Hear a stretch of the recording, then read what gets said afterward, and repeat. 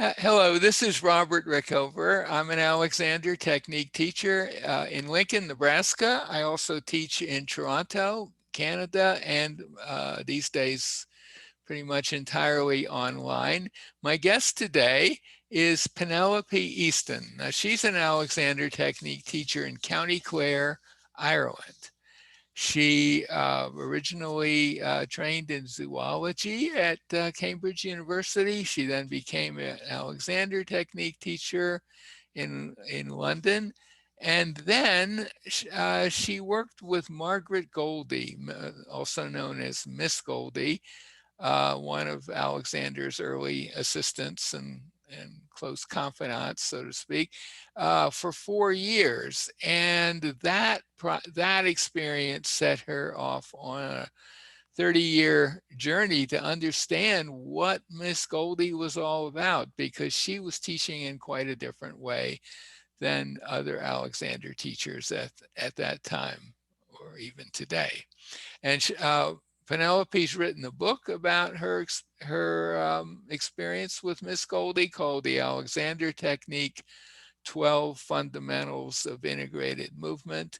I'll put a link to Penelope's website by the interview. You can learn how to get that book and learn more about her connection with Margaret Goldie. After all that, welcome to the show, Penelope. Thank you, Robert. Hello We're again. doing a series of interviews on interrelated topics. And today we're going to talk a little bit about an Alexander teacher living in France. I guess he is French, Jean do Massaero, who trained to be an Alexander Technique teacher in London at some point. I don't know exactly when, but he's been kind of a leading person in sort of discovering what Alexander's early teaching actually was and what was influencing him. We've talked a little bit about this in previous conversations. And maybe you could say a little bit about what his approach to the he teaches something called the initial what is he? Yeah, is it the initial Alexander technique? And Yes. by that he means, I presume, that he is teaching in the way that Alexander taught before Alexander started using hands-on work. Yes. And Yes. anyone who's experienced that, as we both have, you, I think, probably more than me, it's pretty striking that that's an incredibly different approach to the technique than most of us are used to. Do you want to say a little bit about it and the pulls, the internal Yeah. tractions and so forth? Yeah. I'm going to start by referencing back to my lessons with Miss Goldie because, I wrote a little booklet before I wrote the book. But so Right, right, back in 2004, I wrote my booklet just about my lessons with Miss Goldie, just to do a record of them. And in right. that, I found myself writing that Miss Goldie had a very different model of the body to anything I'd encountered before. Mm-hmm, She, everybody else was taking my shoulders back. She was taking them forwards, and mm-hmm. she was somehow putting me in different places. She was arranging me quite differently. She got different muscles working, and she was forever tapping me in the top of my hips and my ribs, and hips and ribs and hips and ribs. She was working on my torso all the time and twisting my limbs in a way that, say, nobody had ever done before. And the result was very different. And I initially tried to sort of got there a bit by breathing, but using the natural breathing methods of just breathe out and let the body show me. And certainly discovered a lot about the strong back because she was all about, again, really finding your strong back. Found that through breathing. But just after we moved to Ireland in 2005, I fell really ill and I was pretty well bedridden for a year and a quarter. And I lost a lot of strength. I was very curled over. Couldn't think directions or anything during that time because everything hurt, even thinking. Um, and it took sometimes some years to recover from that, as I'm sure you can imagine, to build Yeah. up strength again. And so I was using the thinking processes that she'd showed me, which she told me were all I needed. And so I kept waiting to find the strength again because she built this strong integrated frame in me. And I kept thinking, well, surely if I just use her thinking processes, that will come again. And it never did. And I began to think, I think I'm missing something here. And that's when I discovered Jando, because he also had been asking the question right from the beginning, how did Alexander develop the technique? How did he do it for himself? Only he was asking, how do we get the strong pulls that we need? Because I mean, he must have had, I don't know, tight shoulders and a tight back. We certainly know that he had tightness around his throat. Um, and just sending a direction isn't enough. Um, if we go to a teacher, they give us a strong pull. They take the elbow and they pull out that shoulder for us, and they give it a strong directional pull that is apparently more than we can do for ourselves. And Jando said Alexander must have done that for himself. And we don't really know what Delsart was doing, but Jando's guessing that he must have been doing these pulls for himself, and that Alexander must somehow have learnt to use these pulls. And so he's developed this series of pulls that bring the body onto the alignment. He's really into biomechanics as well. And of course, biomechanics is about balancing the loads of the body so that gravity really is carried smoothly down. And, Alexander talks a lot in his first books about bringing the parts of the torso into the proper relationship with each other. But for most people, that this is too far back, and the lower body is too far forwards, and the head's somewhere else. And you've got to bring, but particularly the parts of the torso, the pelvis and the tummy and the ribs and the shoulders. You've got to bring them back into alignment, and that's what these pulls are designed to do. And so I took my first lesson with Jando. I first heard about him by listening to the interviews you did. They were brilliant. So I took a lesson with him, and it was hilarious actually, because all the way through the lesson, which was really weird, he was getting me to do these strong pulls for myself. It's definitely weird. Thinking, Yeah. I'm not what you're used to, because you're used to this gentle touch and you don't do anything for yourself. And here he was getting me to do these strong pulls. And he was saying to me, and of course you'll reject me, because all senior teachers reject me. Every senior teacher has walked out on me, and you'll do the same. He was setting me up to reject him. And there was a part of my head that would have actually done that, because it just felt so weird and wrong and not Alexander. And then I realized that he was working with pull to the elbow, that he was taking my shoulder and my elbow and my arm and my upper body into this really strange placement that Goldie did. And that by the end of the lesson, even though I felt like a guardsman, I actually felt like I'd had a lesson from Miss Goldie, and I thought, my goodness, this is what I've been missing. And then, with time, I discovered why she was doing these tapping to the hips and tapping to the costal arch and so on. So I really do believe that Jando has stumbled upon what Alexander was originally doing, because it was what Miss Goldie was doing for me, even if she wasn't teaching me how to do it for myself, which she wasn't. And neither, I suspect, in a sense, was she taught how to do it for herself in the sort of explicit way, because Jando brings it to anatomy. I've then put the functional anatomy to that, the muscle trains. Do you know Thomas Myers and not the muscle trains? So I've really worked out the muscle trains that then go with this. So what are the kinetic chains, the myofascial links that we are stretching out in these pulls, and they make total sense, and they rebalance the torso into that physical alignment. Jando calls it body geometry. Alexander has a very precise body geometry which doesn't change.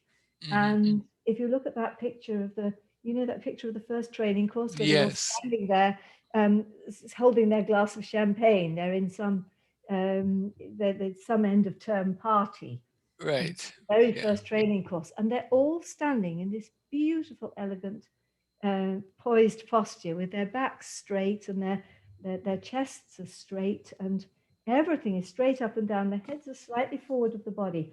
It's very different to the standard idea of correct posture, in which the Mhm. head is supposed to be over the body and the shoulders are supposed to be back and the chest is supposed to be a bit raised and there's a lumbar arch.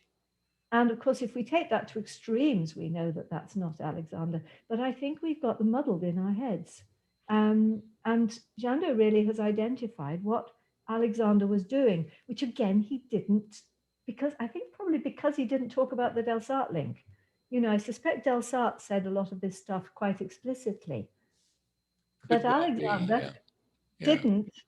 didn't, didn't ever mention Delsart beyond a certain point because I think, and we haven't said this up till now, but I think when he arrived in London, he couldn't say, well, I've done a bit of Delsart and a bit of this and a bit of that, and I've put it together. And he had to say, this is me, and this is my technique. And so I think he told close friends that he'd done some Delsart, but that was it. And I think Carrington knew, and he certainly told some philosopher or other that he was working with that he'd Delsart and Dewey were his two greatest influences. That's in Murray's book. Um, Right. but he just, you know, he doesn't say what he's done because he has to present as the self-made man, because that's the myth he's creating for himself. He's very much somebody who creates an image, isn't he? I think Yeah. Right. again, Michael Bloch's biography really makes that point, Right. that Absolutely. Yeah. he invents himself and he reinvents himself. So, but I Yeah. think as kind of maybe just an overview of that, what he is doing is getting you to change relationships within your torso Yeah, explicitly. And torso. that is not something that is generally part of Alexander teaching. Mm, Big emphasis on the head neck relationship, maybe movement within the torso around breathing, for example. But to actually change the geometry of the torso, it's not really in standard Alexander. And it's just as an interesting aside. I think in the Alexander world, the torso is seen as kind of a unit, and as is the head, a unit. Like it's a thing that doesn't have a lot of internal stuff that you'd want to change. But for both of them, for very different reasons, that's just completely wrong. With the head, I mean, we know now that these bones in your head move, and there's a whole field of cranial sacral stuff that deals with that. The head is not like a bowling ball. It's got a lot of moving parts, some of them very subtle. And yeah, the torso itself has the potential for internal rearrangements that can be quite beneficial. absolutely. And it's, you know, again, I was talking um, before about the transitions he made from going from being a natural elocution teacher to working through to developing what we now would recognize as Alexander technique. But it didn't stop there in 1911, did it? It carried on. And in a sense, his books give the three levels. So you've got in Man Supreme Inheritance, it's still all about the torso. And This if is you the read, original MSI, and as exemplified by those photographs of a man and a woman and the proper way to stand, no where heads. there are no heads, which Yeah. is pretty And telling. if you read MSI with that mindset, you Yeah, actually start to see things that you don't see if you read it only from the use of the self mindset. right. And there's one point where he says, if there's anything wrong with the neck, you have to look to the torso for the reason. Hmm. And Right. it's a longer quote than that, obviously, Yeah. but that's the basis of it. The reason for a problem with the neck is always further down in the torso.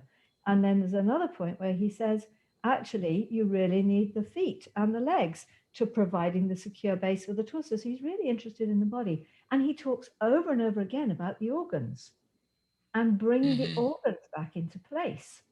And I Hmm. know, I remember being really confused when I heard that Alexander in his early days was working on digestive stuff and hearts and thinking, what's that got to do with the technique? Isn't it Hmm. just about shoulders and backs?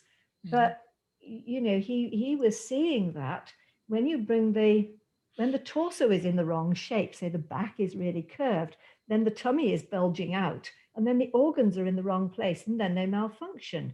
You Hmm. get the parts of the torso in the right relationship to each other, that brings the guts back into the right place, and then they actually function better. So he's actually working on internal stuff for people by getting the parts of the torso right. And then Yeah. he So, goes on, yeah. yeah, go on. Well, so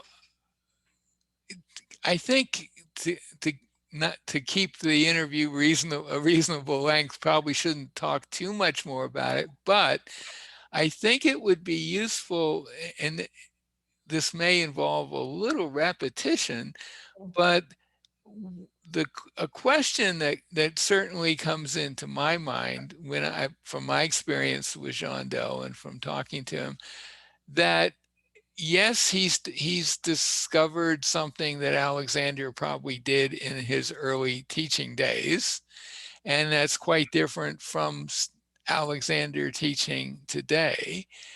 But the basic question I have is, why is that better than Alexander teaching today, which has evolved quite a bit since Alexander's death, for sure? We have certainly in the area of self-directing technology, if you want to call it, there have been just huge changes that are very powerful and can be very effectively used online, for example, or in person. So why go back to this early stuff? Okay, yes, thank you. That's I was that I to was losing I me. was losing the thread of it. Absolutely. So what just to skip forward from man's supreme inheritance, then there was constructive conscious control. We skip that bit and go straight to use of the self, Yeah, which is, 1932. Now he started in 1893. So that's like 40 years on. right. And it's all become about the head because Magnus came along and talked about primary control, and he discovered primary control. And then he was really excited. The head leads the body into movement. And so he comes up with this head neck back relationship as it. And as you say, in the head neck back relationship, he's assuming the torso is a piece. And so the Mhm. idea of the relationships within the torso are gone. He's just getting the back to move, the whole torso to follow the head as a piece. The head is a piece, the neck's a piece, the torso is a piece. And so all the beautiful directions that have come out of that, in a sense, I think they stem from that point. Let the neck be free, let the head go forward, and let back lengthen and widen. And there's all sorts of wonderful directions. But they're based on thinking. And Jando's work is, it's more doing, isn't it? It's very doing. So yes, Yeah, and it's like the new stuff. It's more like I was after that illness, going, well, if I just send enough directions, I'm going to find my strength, won't I? But you don't, because if there's deep tensions, if something's just, it's a bit like, there's almost two sorts of pupils. The one who's in a droop, a pupil comes and they're in a droopy state. You remember those mhm, days when you put hands and you put hands on that person and they just come up. right. And all you've got to do is teach them how to keep that, and they're done. And it can be done really fast. And Mhm. then the next pupil who comes in, they're in the same state, and you put hands on and nothing happens because they're stuck in that place. The tissues have really sort of shrunk and constricted and compacted, and everything is really, really tight. And it takes a lot of work to open it back out again. And it's that Jando's work is more getting at. So, say the pull to the elbow, just demonstrate. I'm going to just push my own elbow. Now I can push it out and I can bring it forwards and I can bring it down.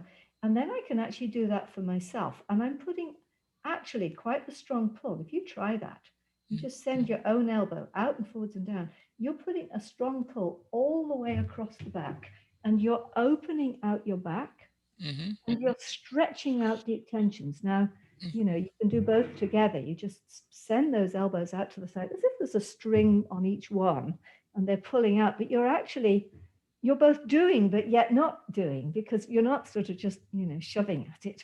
You're somehow allowing this and creating, but it's real work going on. You're tractioning your own arm. And if I do that, I can still feel the biceps tractioning. I can feel some tractioning happening across the shoulders. And I'm pulling out those, I've been doing these for years now, and I've still got, because, we've all got deep tensions in here. I'm still tractioning out those deep tensions in there. So it's getting in there to a much deeper level, I think. And the reason you can do this is the pulls are precise. They are totally precise to the anatomy. So you've got to get the directions of them right. And this is where, you do need to be directing your pupil, whether it's across the room or, across online, but you're really watching that the pupil is taking those directions in the right way, because, very often they'll try and do that. And can you see the shoulders Right. up? Sure. Yeah. But Yeah. you're really making sure, or they'll do that, and the shoulders going back. That's not going to do it. It's got to go out and forwards and down. Mm-hmm. So you're really taking it precisely, and then you get that tractioning of what, it's actually Miles's deep back arm line. And then you're tractioning out everything here. You're lifting the torso up off the lower back. You're doing all sorts of things. And what you're doing is you're awakening the natural elasticity of the musculature. Now that's because we want to get back to the springy. And what ages us? What makes us feel old? It's that lack of spring, isn't it? When the body loses its springy tone, and then it becomes heavy, and then it becomes, stiff. And by doing these pulls, well, I don't know how you felt after you worked with Jando, but I can literally say I felt 40 years younger. Um, it's really returned my body to feeling like a teenager, and I was jumping on and off things in a way I hadn't for years. Right. Well, I probably wasn't his best student, I'm guessing. I did get some useful ideas from it that I doubt that he would approve of how I'm using those ideas, but But he doesn't uh, approve. he doesn't approve of really anyone except people. Well, whatever. But so I have got some stuff out of it, and yeah, I find it really. And some of it I do teach. I'm not claiming to be any kind of expert in that approach to the work. But what you're saying is, okay, if you have someone that's really kind of gotten stuck, it's going to be a lot faster improvement if they do those pulls and stretches.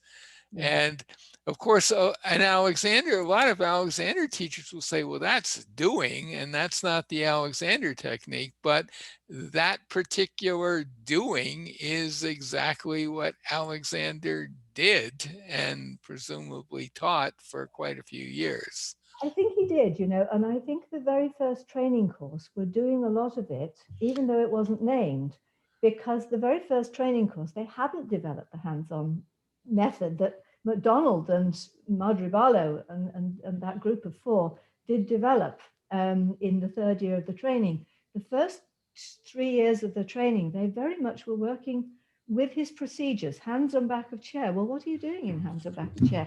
You're doing a pull to the You're elbow, and pulling. then a Yep. pull to the wrist, and then a pull to the knees, and Yeah. you Yeah. are Yeah. pulling, and they did taking back in the chair, which is one nobody knows now, but Goldie did with me, and Marjorie Barlow once did it to me. And it's very, very precise. The cigar box procedure, by goodness, you're working your back in the precise, and that's where the tapping of the hips and the ribs comes in. You're really working all the obliques and the belly muscles and the psoas, and you're working all the back muscles and the core muscles in that cigar box procedure. Monkey, the same. And they were having to do them for themselves over and over and over and over and over again. And those first teachers, they were so strong. you know, you had lessons from quite a few of them. Do you remember the strength of their hands? McDonald's Hmm. hands. I mean, it's Oh, like, yeah. Yeah. I can remember one of his fingers going up my nostril one day. He didn't care. You know, those fingers, they just communicated. Right. And you know, we couldn't do hands that powerful now without gripping, Hmm. but they could. They could keep the full extension going while they brought in that power in the hands. And that's something that I don't think, I mean, I hate to generalize, but I think a lot of modern teachers can't do. And certainly I couldn't do it. Hmm. You know, and that's why the hands have become ever so soft nowadays. And it's almost gone too soft because they're not getting that. There's this huge extension to get, which is also deeply calming to the system. And it Right. brings everything really alive and really present um, when you get these full extensions going on. And I think we're, you know, you ask what these pulls are about. I mean, you've seen these models, they really are bringing us into our tensegrity model where everything is toned. You know, Goldie would talk to me all the time about no switching off. You've always got to keep your tone. Um, Everything's got to be working all the time. Everything's got to be working. And I mean, I was shocked when she first said, no, there's no switching off. But it's like she wanted me to keep this full tone going all the time. And it brings so much life. It's hard work to start with, but it brings so much life and springiness and strength into the system. So that's what Jando's pulls are teaching us to do for ourselves. And I think it's just so exciting. They're just my pupils, when I started sharing it, there was like such a buzz. They, you know, tell me more, tell me more. Right. And So it does have a role today, even with all the improvements in self-directing, for I example. think so. Yeah. I think it's very, very exciting. And the other side of it, if I can talk about it, because that's one side, is actually finding the individual pulls, but it doesn't stop there. Delsart talked about the law of dynamic wealth, that just one direction is nothing. You know, if you do a gesture based on one direction, because it was all about stage gestures after all, and if you Hmm. just do one direction, you get rather a poor gesture. Whereas if you can send all these directions going, like again, like this, there's directions going in all sorts of directions, and then you get something that is dynamic and really moves and is alive. Um, Yeah, we so should probably, I don't think we've explicitly mentioned it in this interview, but it seems pretty clear that Alexander was influenced by a man named Francois Delsart yes, via that man's younger brother who lived in Australia. yes, And indeed, Alexander held himself out as a teacher of the Delsart method early on, just yes. to clarify the Delsart Oh, thank you. references. Good. Yeah. Yeah. So Delsart would talk about giving I don't think he used the word directions, but he would say about giving them as a chord, you know, where several go together. When you play a chord in music, you play three notes together. Right. Right. And we've got that lovely phrase of Alexander's about directions, all together one after another. And but we tend still to think of it a bit piecemeal, don't we? You know, you free your neck, then you let your head go forward and up, then you let your back lengthen and widen, then you let your knees go forwards and away. Alexander rather writes about it as a progression. Hmm. And if you're working with hands on, you start by freeing somebody's neck and then you catch their back and you take their back and up, and then maybe you take hand to the leg and then you realize they're starting to go down. So you have to come back here and then you have to come back here and your hands are flying all over the place, trying to keep it all going. Well, Right. what if you could get that pupil to be sending their back in the right relationships of the torso and sending their knees away and sending their head up, and to actually make those all happen together. Yeah. And then you would get the full expanded form in one hit. Right. Right. And that's what Goldie was doing in her lessons. She would be working away with you very precisely, not allowing you to let go of any of the tone. So she'd work on your shoulder and you had to hold the tone, and then she'd work on your leg in relation to your back and you'd have to hold the tone. And all the time she was guarding, no, you're dropping, keep it going, keep it going, keep it going. So you were building up all these directions, and then she'd move you and you just Yeah. fly. Right. And that's what you're doing for yourself with the initial Alexander technique. And Mhm. again, in Delsart's original system, you projected the directions to the reflection.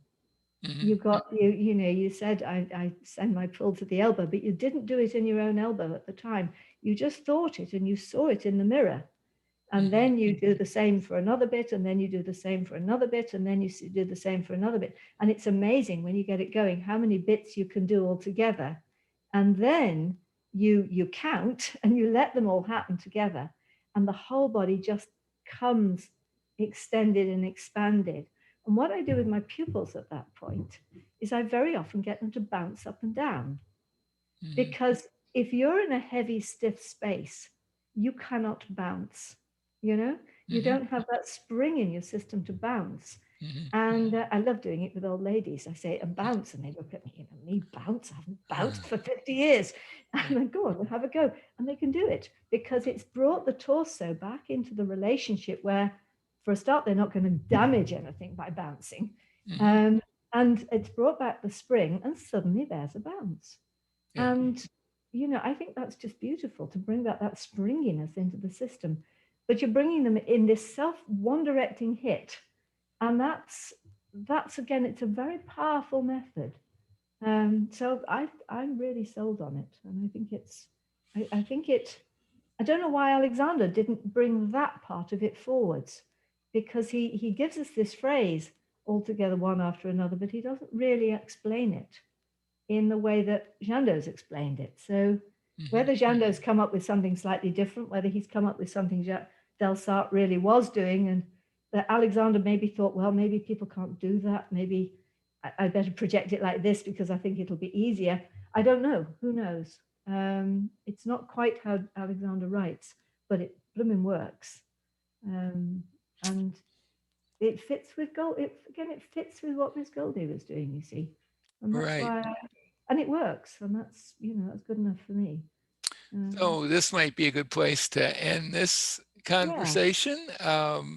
My guest today has been Penelope Easton, an Alexander Technique teacher in County Clare, Ireland, and we'll put a link to her website. Thank you so much for being on the show. thank you, Robert. Thank you.